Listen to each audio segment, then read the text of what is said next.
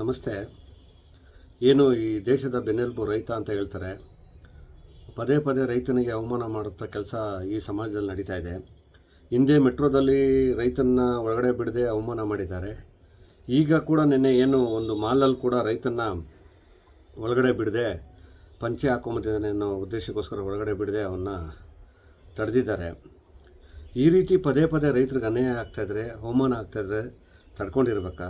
ಇದು ನಾಗರಿಕ ಸಮಾಜನ? ರೈತ ಈ ರಾಜಕಾರಣಿಗಳು ರೈತ ಈ ದೇಶದ ಬೆನ್ನೆಲುಬು, ರೈತ ಹಾಗೆ ರೈತ ಹೀಗೆ, ರೈತ ಬೆಳೆಯಲಿಲ್ಲ ಅಂದರೆ ನಮ್ಗೆ ಅನ್ನನೇ ಸಿಗಲ್ಲ. ಅಂಥ ರೈತನಿಗೆ ನಾವು ಬೆಲೆ ಕೊಡಬೇಕು. ಪ್ರತಿಯೊಂದು ಕೈ ತುತ್ತು ತಿನ್ನಬೇಕಾದ್ರೂ ಕೂಡ ರೈತನ ಸ್ಮರಿಸ್ಕೊಂಡು ಊಟ ಮಾಡಬೇಕು.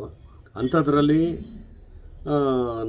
ಈ ರೀತಿ ರೈತನಿಗೆ ಅನ್ಯಾಯ ಆಗ್ತಿರೋದು ಇದು ಖಂಡನೀಯ. ಕೂಡಲೇ ಸರ್ಕಾರ ಯಾರು ಈ ರೈತರಿಗೆ ಅವಮಾನ ಮಾಡಿದ್ದಾರೆ ಆ ಮಾಲ್ನ ವಿರುದ್ಧ ಕಾನೂನು ಕ್ರಮ ಕೈಗೊಳ್ಳಬೇಕು.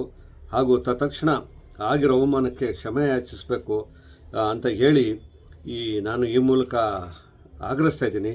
ಜೈ ಜವಾನ್, ಜೈ ಕಿಸಾನ್.